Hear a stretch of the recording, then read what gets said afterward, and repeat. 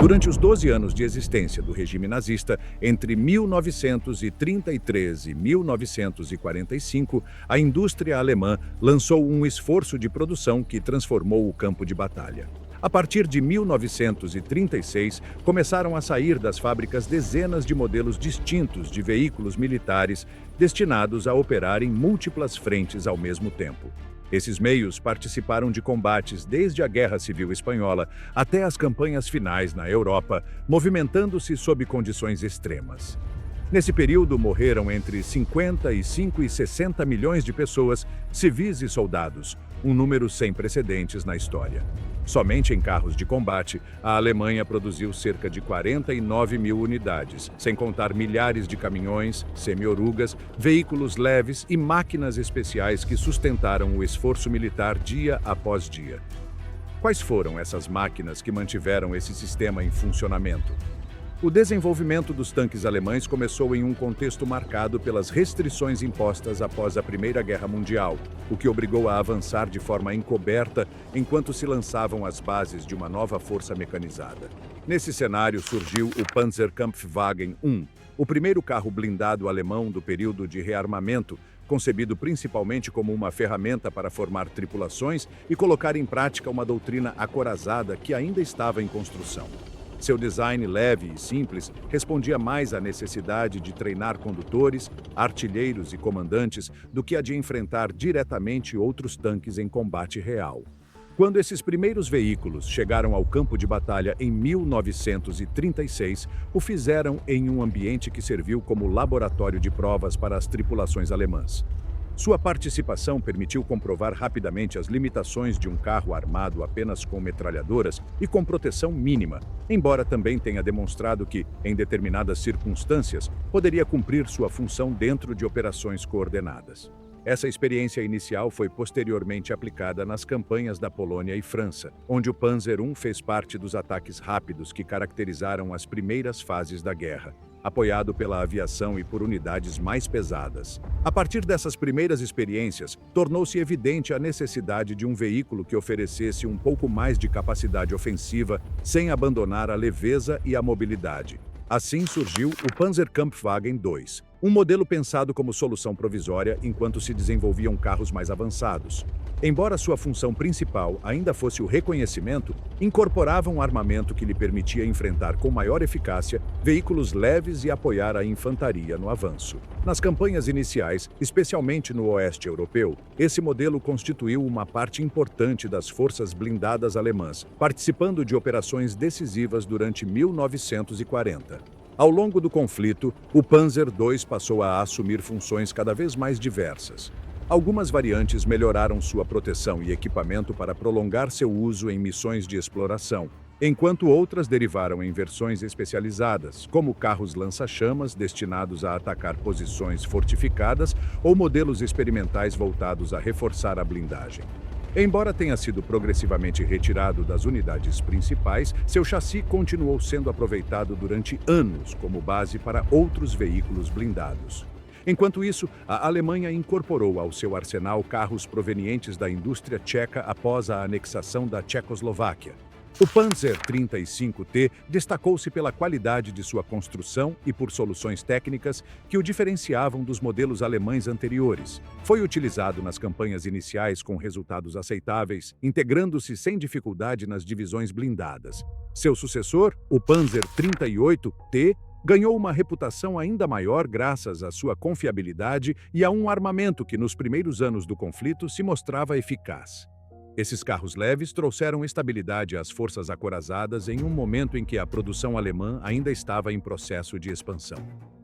Com base nisso, o comando alemão avançou para um conceito mais ambicioso com o Panzerkampfwagen III, projetado desde o início como o principal carro de combate para enfrentar outros tanques. Sua configuração interna permitiu distribuir melhor as tarefas da tripulação, facilitando a coordenação e o controle durante o combate. Desde seu aparecimento em 1936, esse modelo foi ganhando protagonismo e tornou-se o pilar das divisões Panzer durante as campanhas da Polônia, França e os primeiros anos na Frente Oriental. Quando a Alemanha lançou a invasão da União Soviética, o Panzer III era o carro mais numeroso em serviço.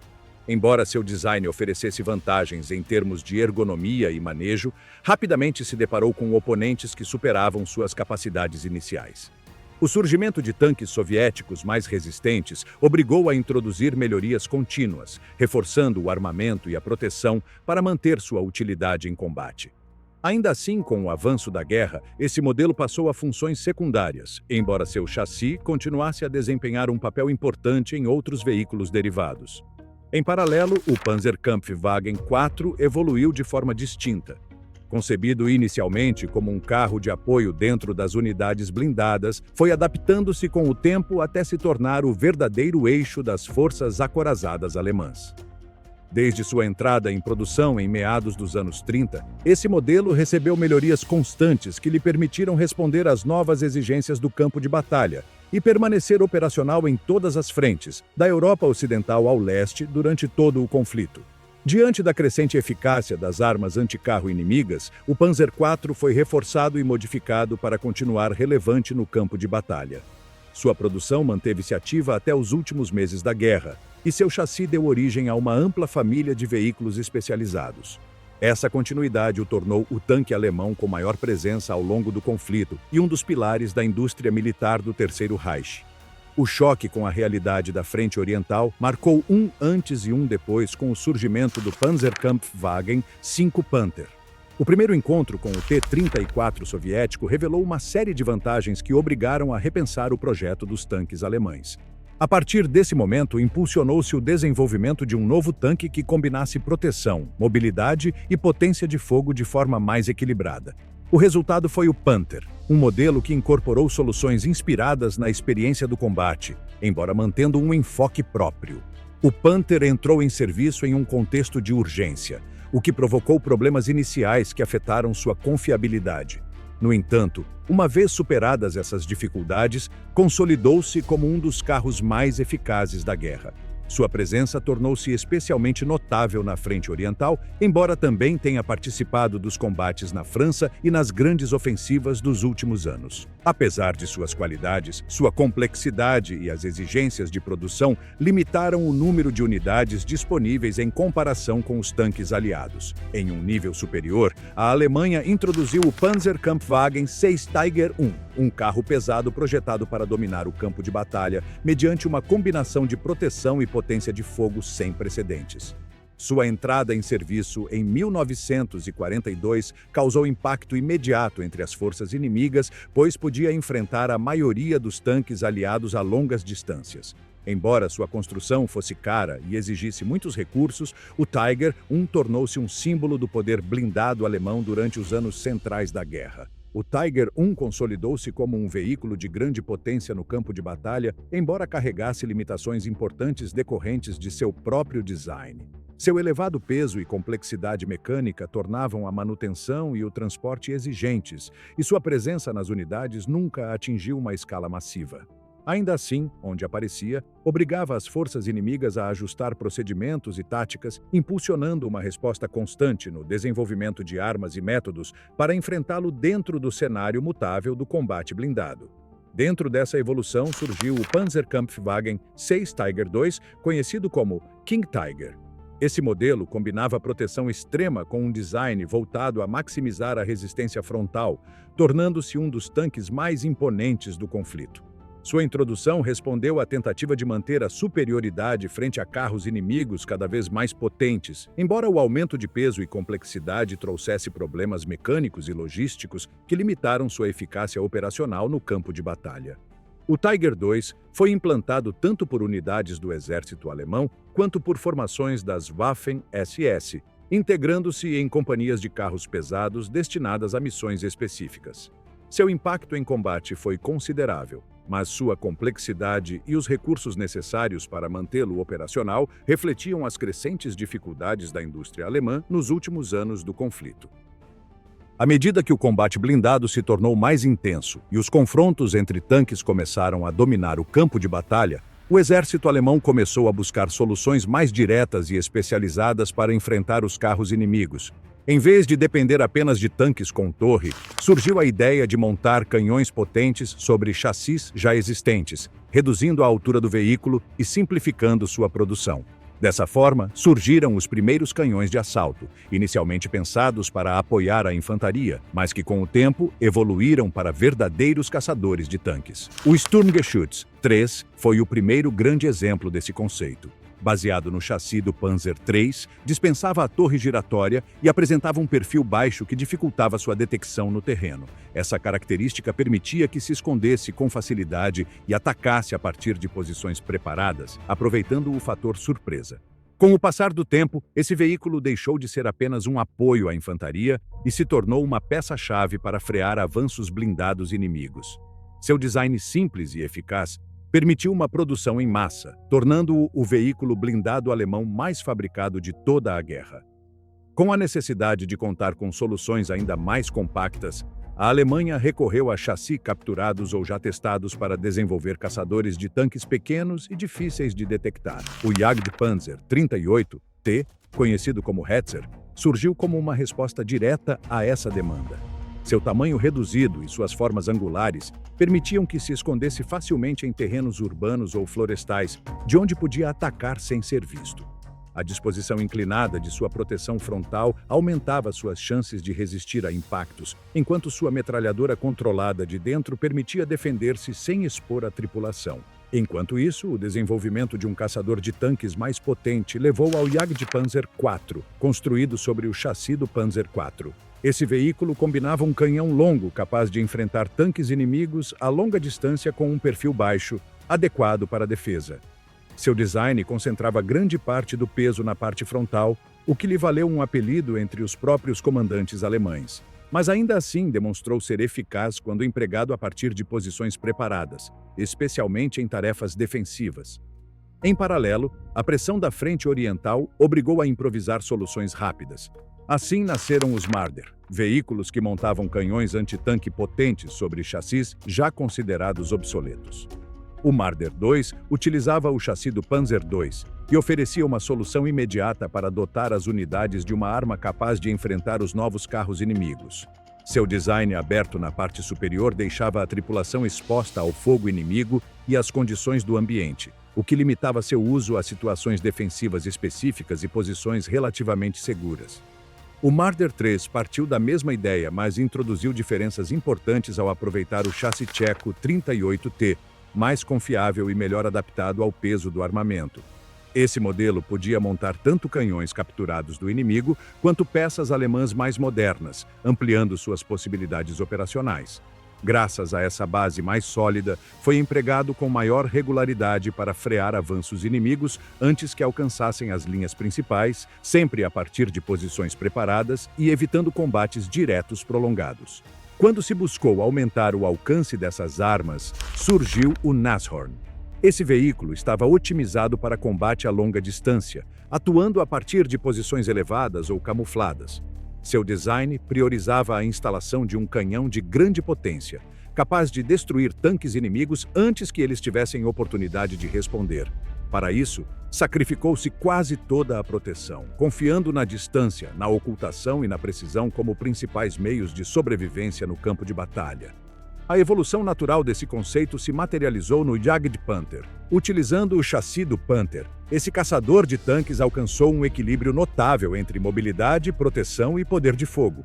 Seu design permitia acompanhar unidades blindadas e enfrentar tanques inimigos em condições mais equilibradas. Graças a essa combinação, o Jagdpanther é considerado por muitos como um dos caçadores de tanques mais completos do conflito, capaz de se adaptar a diferentes situações de combate sem depender exclusivamente da distância. No entanto, nem todos os desenvolvimentos seguiram um caminho equilibrado. O Ferdinand, posteriormente conhecido como Elephant, foi construído sobre chassi que haviam sido descartados em outros projetos. Seu design priorizava a proteção extrema e um canhão de grande potência, mas negligenciava aspectos práticos, como defesa próxima. Em suas primeiras versões, a ausência de uma metralhadora para repelir a infantaria inimiga o tornava um alvo vulnerável quando cercado. Ainda assim, a partir de posições preparadas, sua capacidade destrutiva era considerável. O Jagdtiger levou o conceito de caçador de tanques pesado a uma escala inédita dentro do conflito. Concebido para montar um dos canhões mais potentes disponíveis, foi projetado para enfrentar qualquer carro inimigo a grande distância. No entanto, esse mesmo conceito implicava um peso extremo que condicionava seu uso. Falhas mecânicas eram frequentes, a mobilidade ficava muito limitada e sua manutenção exigia um esforço considerável, restringindo seu emprego a contextos muito específicos e a um número reduzido de unidades nos últimos anos da guerra. Com o avanço da guerra e a necessidade de acompanhar as tropas em movimento, o exército alemão começou a transportar peças de artilharia pesada para plataformas autopropulsadas. A intenção era clara: levar o fogo de apoio diretamente à linha de frente, sem depender de posições fixas nem de longos tempos de implantação. Essa busca deu origem a uma série de veículos que, embora muito diferentes entre si, compartilhavam a ideia de combinar poder de fogo com mobilidade. Uma das primeiras tentativas foi o Sturmpanzer 1 Bison, um veículo que montava uma peça de artilharia pesada sobre um chassi leve. O resultado foi uma máquina desbalanceada, com um centro de gravidade elevado e comportamento instável, mas que cumpria uma função concreta nos primeiros momentos do conflito. Sua presença permitia aproximar fogo de grande calibre onde era necessário, embora à custa de forçar ao limite uma plataforma que não havia sido projetada para essa carga. Com a experiência acumulada, surgiu uma solução mais equilibrada no WESP. Este veículo utilizava um chassi mais adequado para portar artilharia leve e oferecia uma combinação eficaz entre mobilidade e capacidade de apoio. Sua velocidade permitia deslocar-se junto às unidades avançadas, disparar e mudar de posição rapidamente, atuando como um elemento de apoio próximo, capaz de responder quase imediatamente às necessidades da linha de frente. Quando se requeria um golpe de maior alcance, surgiu o Hummel.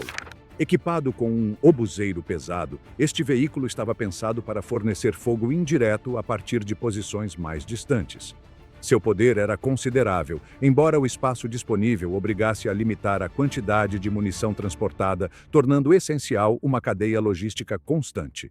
Mais do que um apoio imediato, o Hummel cumpria um papel de punição sustentada a partir da retaguarda dentro das formações móveis. Em um papel mais próximo da frente, o Grille foi projetado para apoiar diretamente a infantaria durante os avanços. Montado sobre um chassi testado, levava um canhão pensado para atacar fortificações e posições defensivas. Sua função não era combate a longa distância, mas abrir caminho em zonas fortificadas, fornecendo fogo direto capaz de desarticular defesas inimigas antes que a infantaria entrasse em contato. À medida que o combate urbano ganhou protagonismo, tornou-se evidente a necessidade de veículos especializados para esse ambiente. O Sturmpanzer 4 Brummbär respondeu a essa demanda com um design focado na destruição de edifícios e bunkers. Sua arma principal estava pensada para demolir estruturas sólidas, permitindo limpar ruas e posições fortificadas durante combates em cidades. Seu emprego concentrou-se em cenários onde o avanço dependia de neutralizar defesas bem protegidas a curta distância. O Storm Tiger levou esse conceito para um terreno ainda mais particular. Construído sobre um chassi pesado, estava armado com um lança-foguetes de grande calibre, pensado para causar danos massivos em alvos muito específicos, como edifícios fortificados ou posições especialmente resistentes. Não era um veículo concebido para operações gerais, mas para intervir em cenários muito determinados onde se buscava um efeito imediato e contundente. Por essa razão, sua produção foi reduzida e seu emprego ficou limitado a situações pontuais dentro do desenvolvimento do conflito. Enquanto isso, a ameaça constante do ar obrigou a adaptar veículos para a defesa antiaérea móvel. O Flakpanzer 4 Wirbelwind foi uma das respostas mais diretas a esse problema. Equipado com múltiplos canhões de tiro rápido, criava uma barreira de fogo eficaz contra aeronaves voando a baixa altitude, mas também era perigoso para alvos terrestres pouco protegidos. Sua torre aberta facilitava o acompanhamento de alvos em movimento, embora deixasse a tripulação exposta. Buscando maior alcance e potência, desenvolveu-se o Flakpanzer 4 Ostwind. Em vez de vários canhões pequenos, este modelo apostou em uma peça única de maior calibre, capaz de atingir aviões a maior distância. Embora disparasse em um ritmo mais lento, compensava essa desvantagem com um impacto mais contundente, ampliando as opções de defesa antiaérea das unidades móveis. Como solução intermediária, o Flakpanzer 38 te oferecia proteção mínima e uma plataforma simples para montar um canhão antiaéreo. Seu design deixava a tripulação muito exposta, limitando seu uso em zonas de alto risco.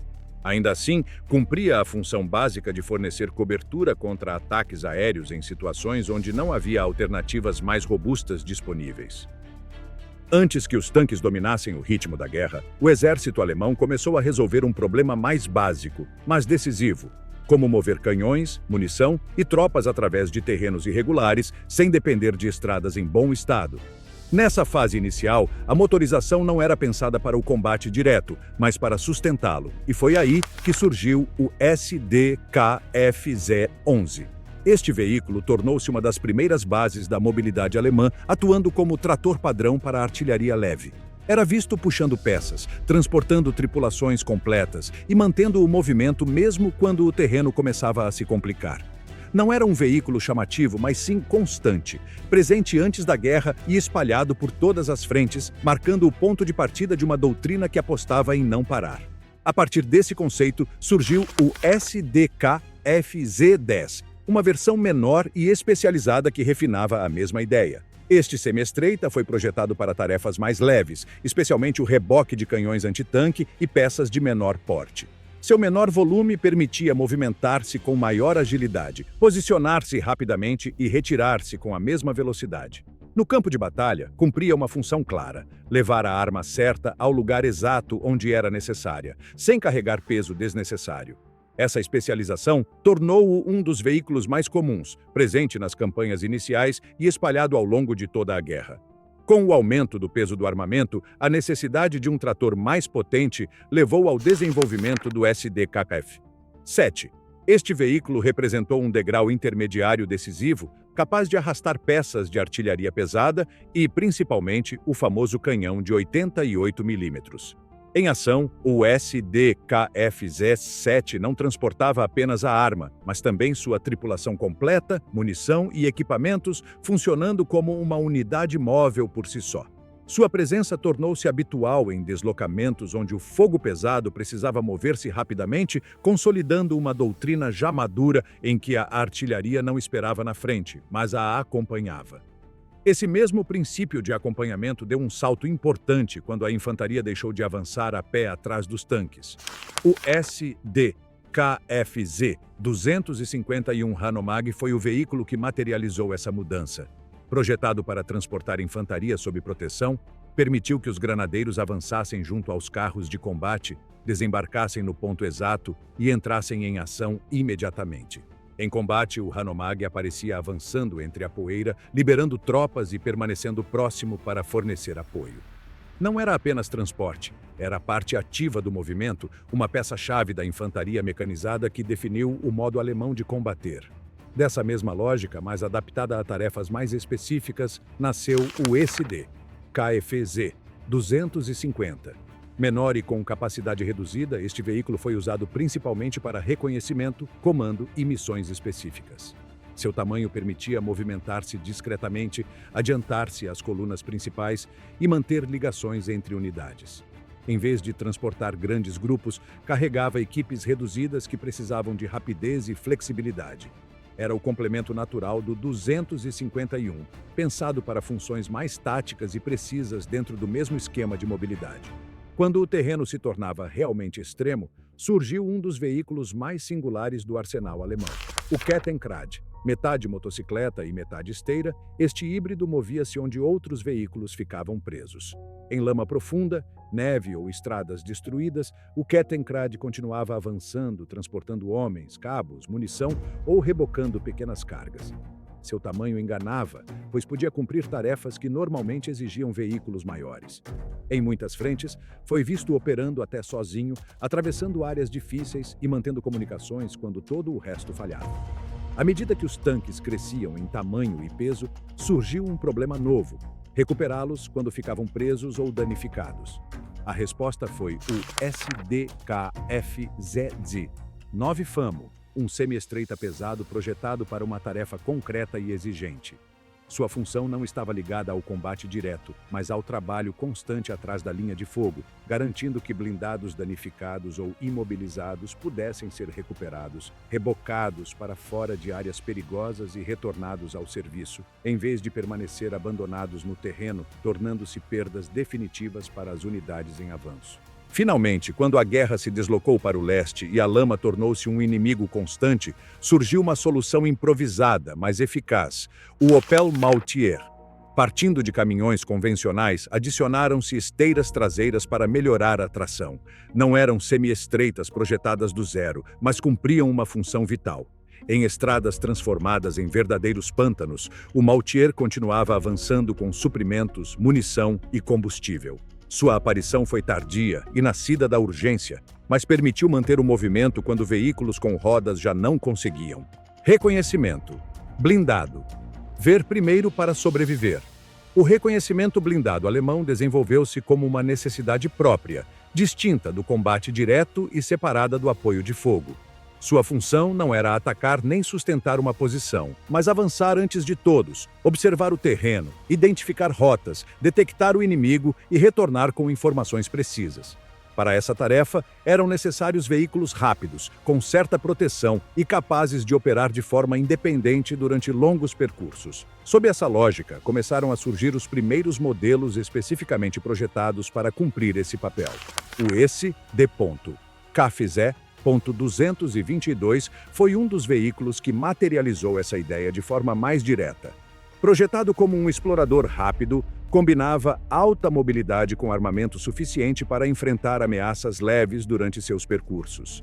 Em cenários com boas redes de estradas, podia deslocar-se rapidamente, cobrir grandes distâncias e manter-se em movimento constante, tornando-se uma peça habitual nos batalhões de reconhecimento das divisões blindadas. No entanto, essa eficácia dependia de evitar ser fixado em combate. Quando o SD-KFZ 222 era obrigado a operar sob fogo intenso ou frente a forças superiores, sua proteção limitada tornava-se evidente. Nesses casos, a sobrevivência da tripulação dependia mais da rapidez da retirada e da coordenação com outras unidades do que da sua capacidade ofensiva, marcando claramente os limites de seu uso em operações prolongadas. À medida que o alcance das operações se ampliou, surgiu a necessidade de um veículo de reconhecimento com maior autonomia e presença. Nesse contexto, entrou em cena o SD-KFZ 231, um blindado pesado de 8 rodas que representava um salto em tamanho e capacidades. Este veículo foi projetado para percorrer longas distâncias sem depender de apoio próximo, mantendo alta velocidade em estradas e superfícies firmes.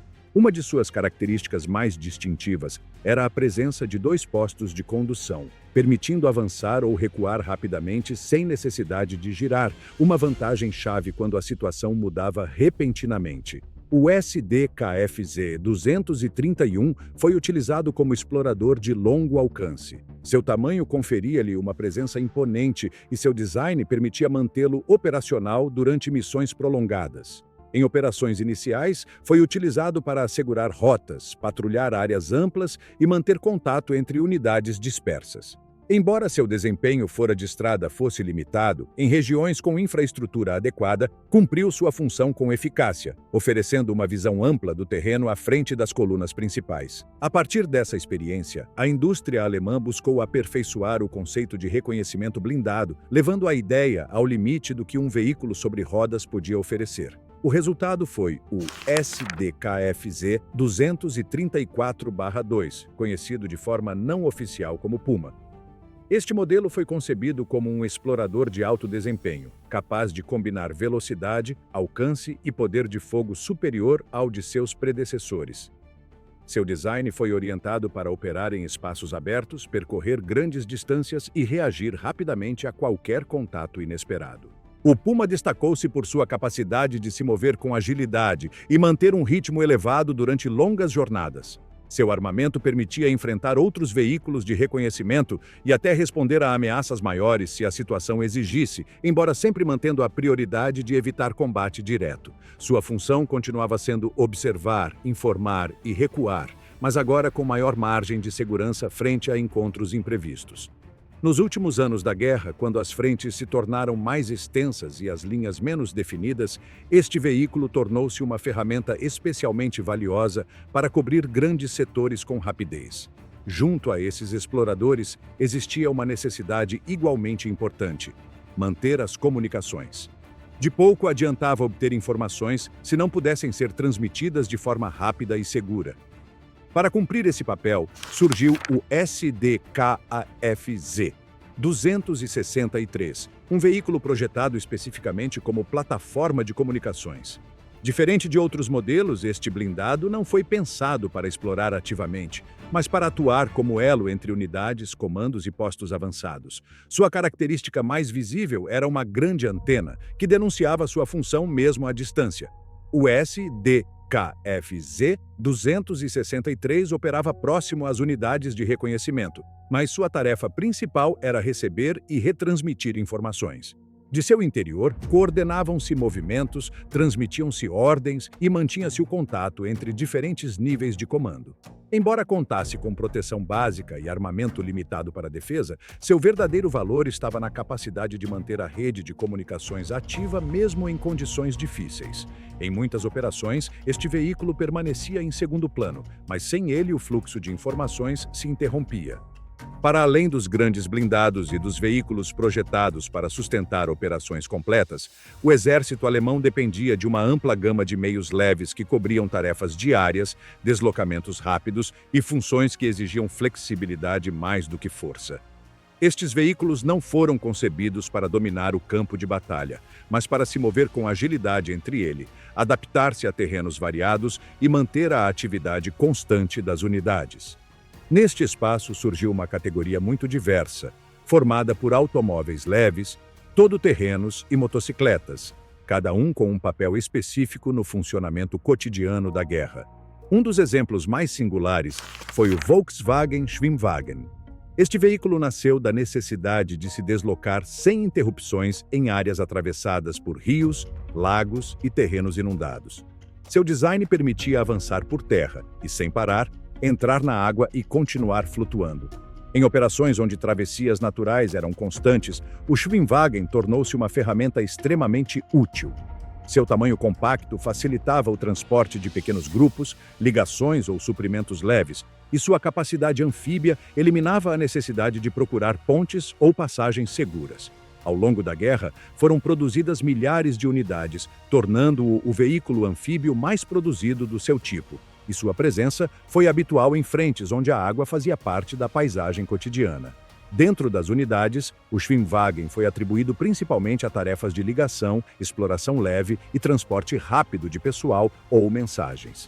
Seu uso estava integrado na dinâmica diária das formações móveis, acompanhando postos de comando, patrulhas avançadas e elementos de coordenação.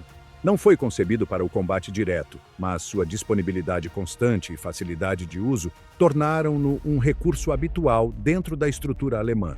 Em outro âmbito, surgiu o Porsche 108, um veículo pesado todo-terreno concebido para trabalho constante fora das estradas. Este modelo foi orientado para tarefas de reboque e transporte em condições difíceis, onde se precisava de um veículo resistente e confiável. Seu uso concentrou-se em trabalhos agrícolas e de apoio, mas também foi incorporado para tarefas militares que exigiam força e estabilidade. O Porsche 108 destacou-se pela capacidade de operar durante longas jornadas em terrenos complicados, tornando-se uma ferramenta sólida para funções que exigiam resistência mais do que velocidade. Este veículo representava uma solução prática para mover cargas e equipamentos em áreas onde outros meios falhavam. Sua presença não era chamativa, mas cumpria uma função constante dentro do mecanismo diário das unidades, mantendo o fluxo de trabalho em situações onde a mobilidade era um desafio permanente. Com o avanço da guerra, outro veículo leve ganhou protagonismo pela confiabilidade em condições extremas. O Steyr 1500A foi projetado como um todo-terreno robusto, capaz de operar tanto em climas frios quanto em regiões quentes. Sua tração integral e construção sólida permitiam mover-se com segurança por caminhos difíceis, terrenos irregulares e áreas onde a infraestrutura era mínima. Este veículo foi amplamente utilizado para transporte de pessoal, tarefas de comando e funções de ligação, tornando-se um dos automóveis mais versáteis do exército alemão. O Steyr 1500A foi empregado por diferentes ramos das Forças Armadas e adaptado a múltiplas configurações. Podia transportar pequenos grupos, servir como veículo de comando ou cumprir tarefas de apoio sem necessidade de modificações complexas. Sua confiabilidade tornou-o especialmente valorizado em frentes onde o desgaste mecânico era constante e as condições climáticas testavam qualquer projeto. Ao longo do conflito, este veículo manteve-se em serviço de forma contínua, demonstrando notável capacidade de adaptação. Em um registro completamente diferente, surgiu o Mercedes-Benz G4. Este veículo não foi projetado para uso cotidiano nem para tarefas operacionais normais. Sua função era cerimonial e propagandística, e sua presença estava associada a desfiles, atos oficiais e percursos cuidadosamente planejados. Com seu grande tamanho e design imponente, o G4 tornou-se uma imagem recorrente da encenação do poder do regime. Embora possuísse capacidades todo-terreno moderadas, seu uso real esteve ligado principalmente à representação e à visibilidade pública. O Mercedes-Benz G4 foi produzido em quantidades muito limitadas e destinado quase exclusivamente a altos comandantes e figuras centrais do regime.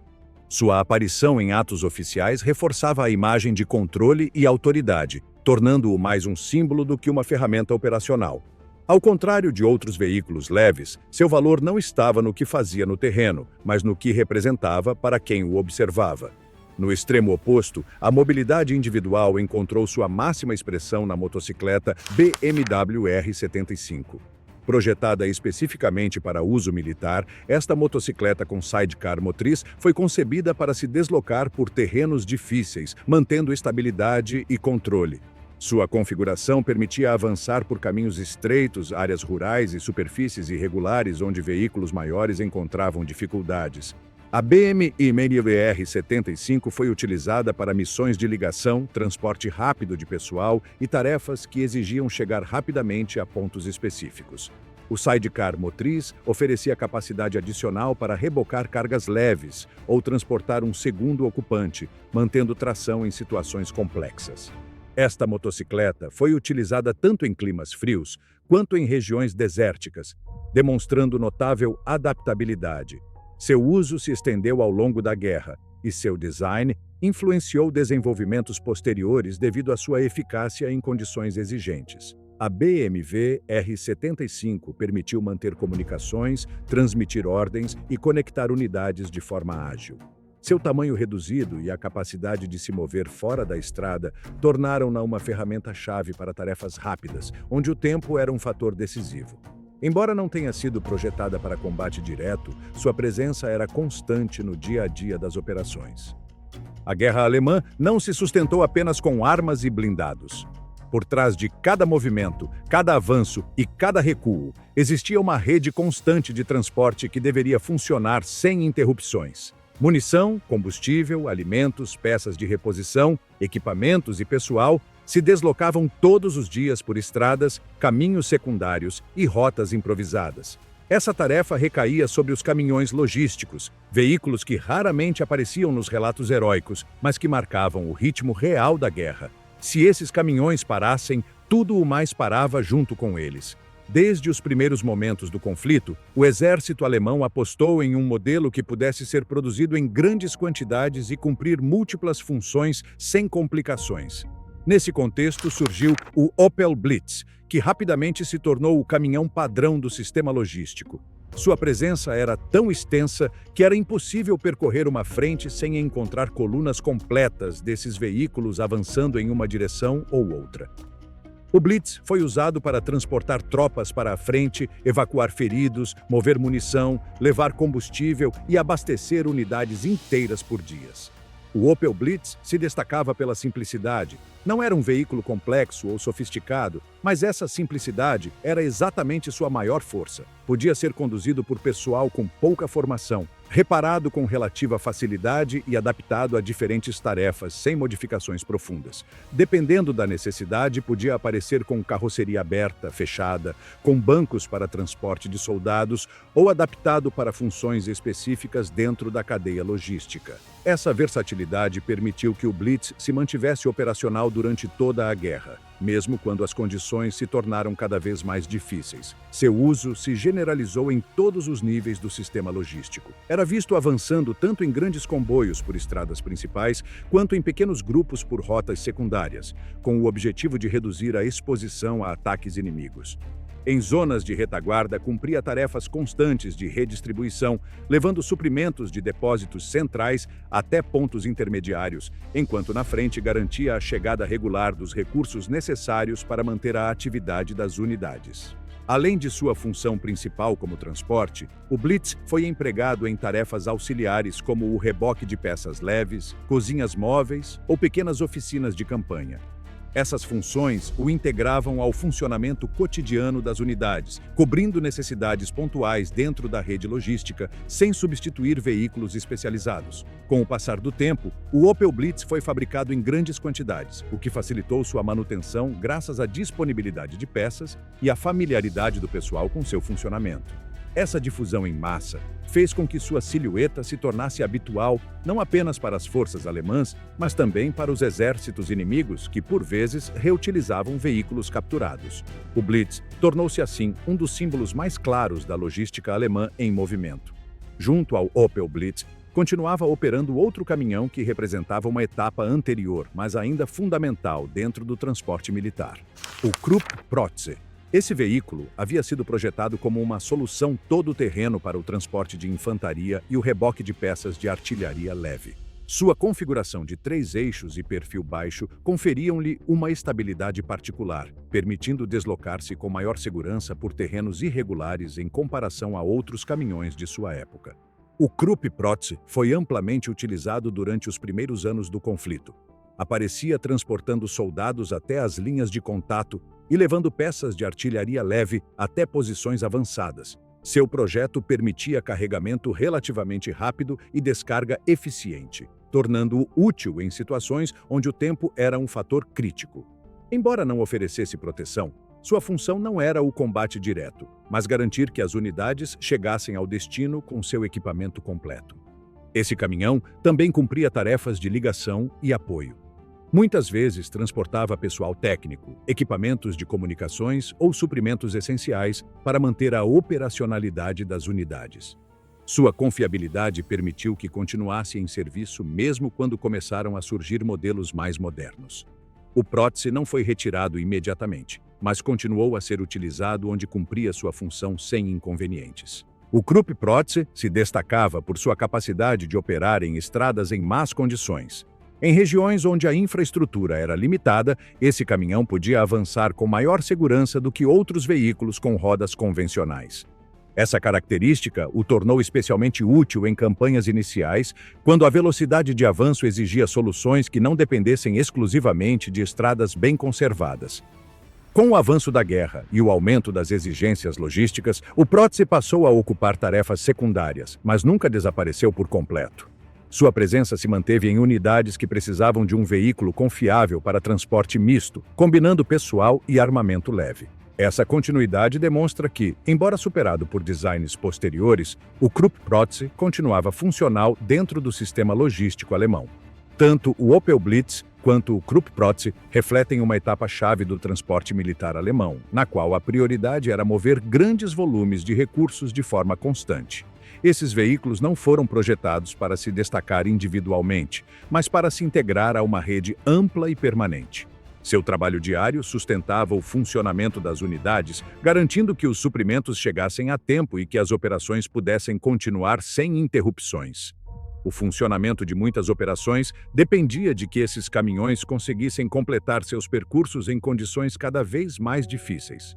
Quando o transporte se mantinha ativo, o sistema podia sustentar o avanço e a atividade das unidades na frente.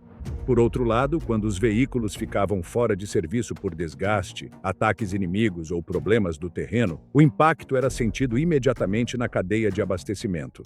Por esse motivo, além dos modelos mais visíveis ou chamativos, os caminhões logísticos faziam parte do movimento constante que mantinha as forças alemãs em operação, percorrendo longas distâncias e operando de maneira contínua ao longo do conflito. Dentro dessa mesma rede de abastecimento, começaram a surgir veículos pensados para situações em que os caminhões convencionais já não podiam cumprir sua função. A expansão das frentes para regiões com climas extremos e infraestrutura precária obrigou o sistema logístico alemão a se adaptar a condições cada vez mais exigentes. Onde as rotas desapareciam sob lama ou neve, o transporte não podia parar. E foi nesse cenário que soluções mais específicas entraram em ação.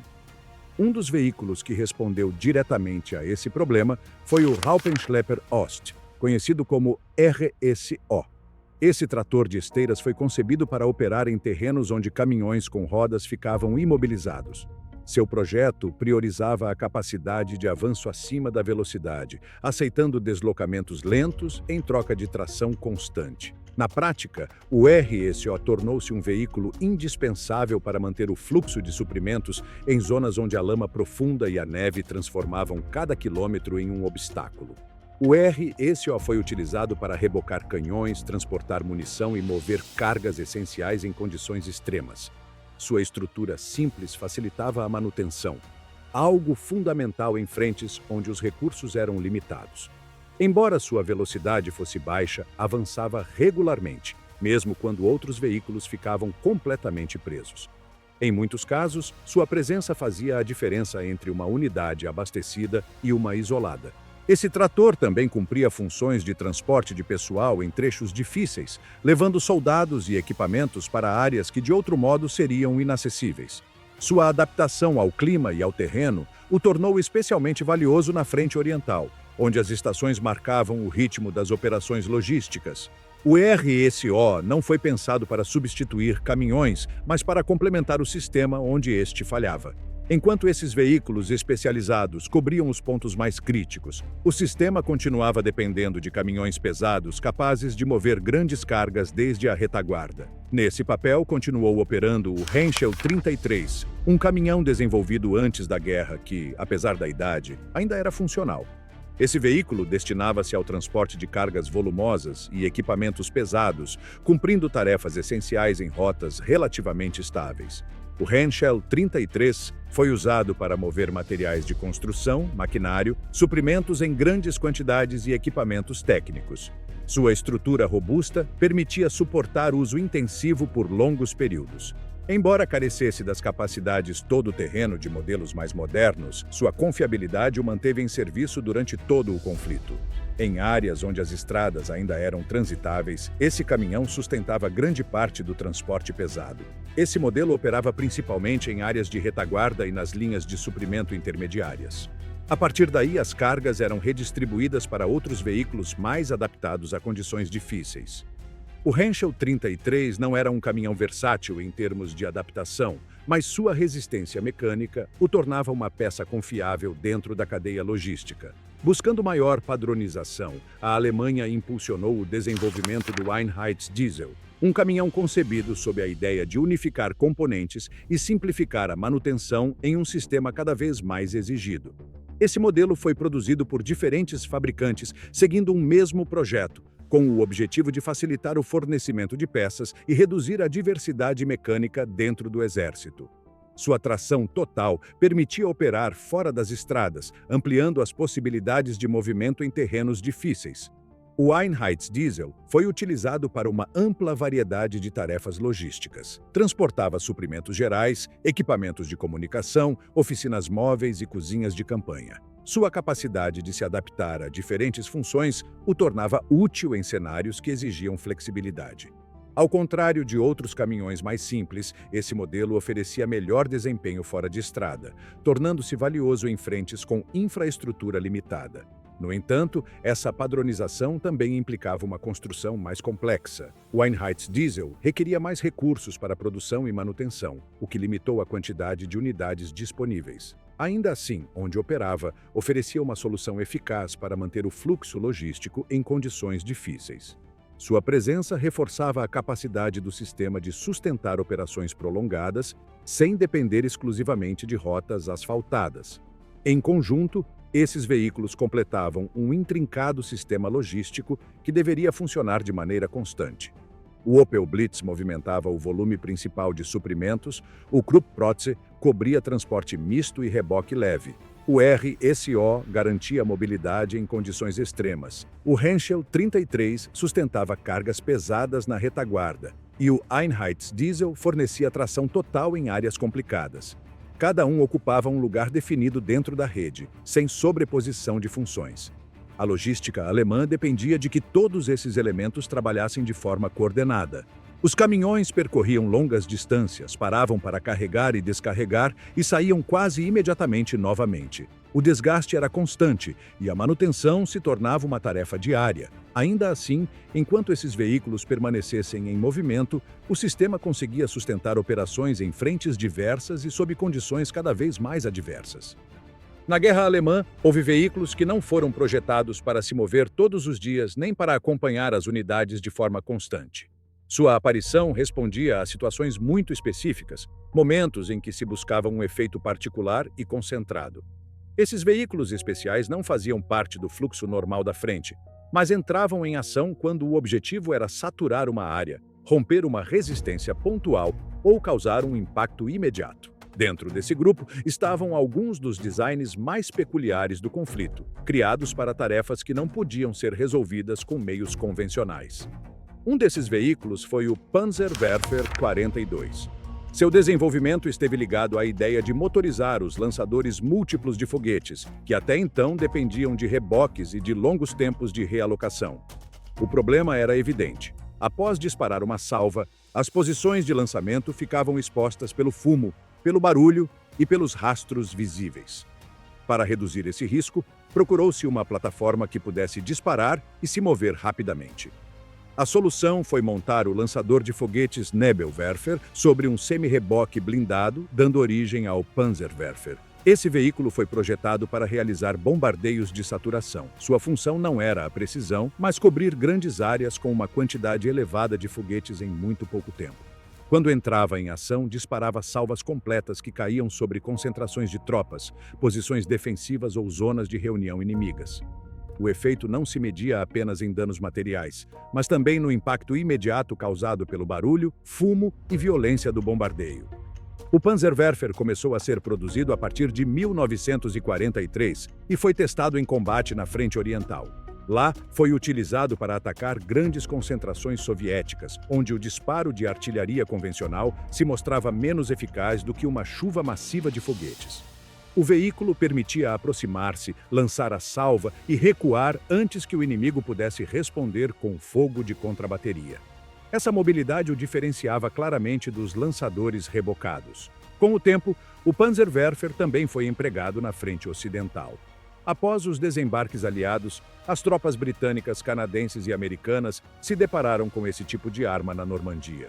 Embora os lançadores Nebelwerfer já fossem conhecidos, o fato de estarem montados sobre um semi-reboque blindado e camuflado surpreendeu muitas unidades. Seu uso se estendeu durante o verão de 1944, especialmente contra concentrações de tropas e posições defensivas.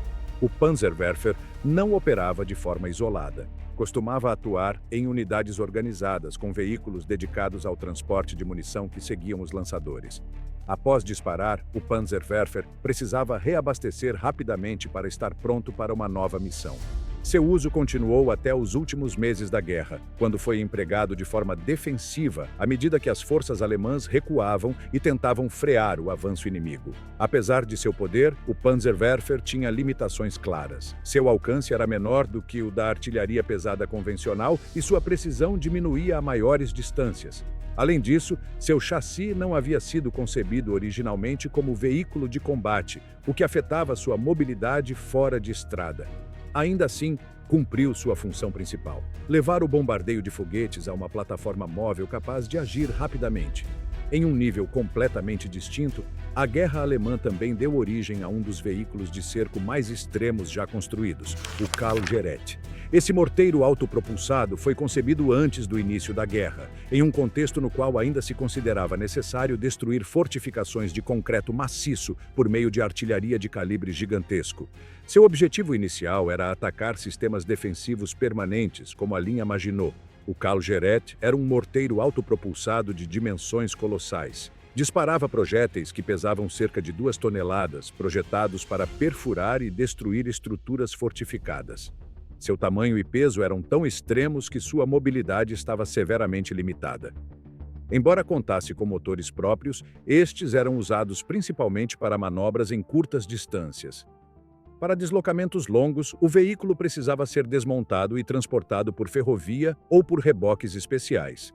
Entre 1940 e 1941, foram entregues as primeiras unidades operacionais. No total, foram construídos 7 morteiros, 6 deles destinados ao combate e 1 para testes. Cada um recebeu um nome próprio, seguindo uma tradição simbólica que refletia seu caráter excepcional. Para operar esses morteiros, foram criadas unidades específicas, e cada Karl Gerät contava com vários veículos de apoio encarregados de transportar a munição e auxiliar nas tarefas de carregamento. O batismo de fogo do Karl Gerät ocorreu durante a invasão da União Soviética em 1941. 2 desses morteiros foram implantados contra fortificações soviéticas, disparando dezenas de projéteis nos primeiros dias da operação. No entanto, problemas técnicos e mecânicos limitaram sua permanência em combate e, após um breve uso, foram retirados para reparos e ajustes. Em 1942, o Karl Gerät voltou a ser empregado durante o cerco de Sebastopol. Ali, vários morteiros foram posicionados em locais cuidadosamente preparados. Durante semanas, dispararam centenas de projéteis contra fortificações soviéticas, causando danos significativos em estruturas de concreto, embora o resultado nem sempre justificasse o enorme esforço logístico necessário para mantê-los operacionais. Após essa campanha, os morteiros foram novamente retirados para manutenção. Com o avanço da guerra, o Karl Gerät passou a ser utilizado de forma cada vez mais pontual. Em 1944, um desses morteiros foi empregado durante o levante de Varsóvia em um ambiente urbano. Nesse contexto, sua capacidade de destruir prédios inteiros com poucos disparos tornou-se especialmente evidente. No entanto, seu uso continuava limitado pela complexidade do deslocamento e pela necessidade de uma preparação extensa do terreno. Ao longo do conflito, o Karl Gerät representou uma forma de guerra que estava ficando obsoleta. Embora seu poder fosse indiscutível, sua baixa cadência de tiro, seu alcance reduzido em comparação com outras armas e sua vulnerabilidade durante a preparação o tornavam um recurso muito específico. Sua simples presença exigia um planejamento logístico desproporcional, reduzindo as oportunidades reais de emprego. Tanto o Panzerwerfer quanto o Karl Gerät ilustram 2 abordagens muito distintas dentro do conceito de veículo especial. Enquanto um priorizava mobilidade e capacidade de lançar ataques de saturação em pouco tempo, o outro era pensado para aplicar força extrema contra alvos muito específicos. Ambos surgiram como respostas a necessidades concretas do momento e mostram como, em determinados contextos do conflito, se recorreram a soluções pouco usuais quando os meios convencionais não eram suficientes. Nesse mesmo caminho de soluções extremas, a guerra alemã também explorou uma ideia muito diferente, voltada não ao fogo massivo nem à destruição de grandes fortificações, mas à eliminação pontual de objetivos específicos através de meios controlados remotamente. Nesse contexto, surgiu um dos veículos mais pequenos e, ao mesmo tempo, mais singulares do conflito. O Goliath, identificado oficialmente como SDKFZ 302 e SD.KFZ 303, dependendo da versão. O Goliath não era um veículo de combate no sentido tradicional. Tratava-se de uma pequena plataforma sobre esteiras projetada para transportar uma carga explosiva até um alvo específico. Seu tamanho reduzido permitia avançar por ruas, trincheiras ou terrenos irregulares sem chamar muita atenção.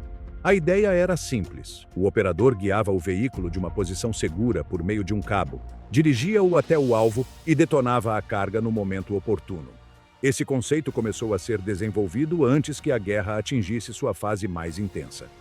A intenção original era criar um meio capaz de destruir posições fortificadas, ninhos de metralhadora, obstáculos ou veículos inimigos sem expor os soldados diretamente. O Goliath avançava lentamente, mas seu perfil baixo lhe dava certa vantagem para se aproximar de alvos protegidos. As primeiras versões do Goliath utilizavam motores elétricos. Isso tornava-os relativamente silenciosos, uma vantagem importante para missões de aproximação. No entanto, essa mesma característica limitava seu alcance, pois dependiam de baterias que precisavam ser recarregadas frequentemente. Para resolver esse problema, foi desenvolvida uma versão posterior equipada com motor a combustão, que ampliava sua autonomia e facilitava o uso em operações mais prolongadas. O controle do Goliath era feito por um cabo que se desenrolava à medida que o veículo avançava. Por meio desse cabo, o operador enviava comandos de movimento e acionava a detonação. Esse sistema permitia controle preciso, mas também introduzia uma vulnerabilidade evidente. Se o cabo fosse cortado, o Goliath ficava inutilizado. Em combate, essa fraqueza foi rapidamente identificada pelas forças inimigas. O Goliath foi empregado em diferentes frentes, tanto no leste quanto no oeste. Foi usado para atacar tanques, destruir posições defensivas e abrir brechas em zonas fortificadas, com resultados variáveis conforme a situação tática. Em alguns casos, cumpriu sua função, causando danos significativos com um único veículo, especialmente quando operava a partir de posições encobertas e com um elemento de surpresa favorável. Durante o Levante de Varsóvia, em 1944, o Goliath foi utilizado em ambientes urbanos, onde seu tamanho reduzido permitia deslocar-se entre escombros e ruas estreitas. Nesse cenário, sua capacidade de transportar uma carga explosiva até o interior de edifícios ou posições improvisadas mostrou-se especialmente destrutiva. Ainda assim, seu uso continuava limitado e exigia condições muito específicas para ser eficaz. À medida que a guerra avançava, o Goliath demonstrou tanto o potencial quanto as limitações do conceito. Sua produção continuou, mas nunca alcançou um uso em massa comparável ao de outros veículos. O custo de fabricação, somado à sua fragilidade em combate, tornava a relação esforço/resultado discutível. Mesmo assim, continuou a ser empregado em situações onde não existiam alternativas mais seguras para neutralizar certos alvos. O Goliath não foi projetado para sobreviver após a missão.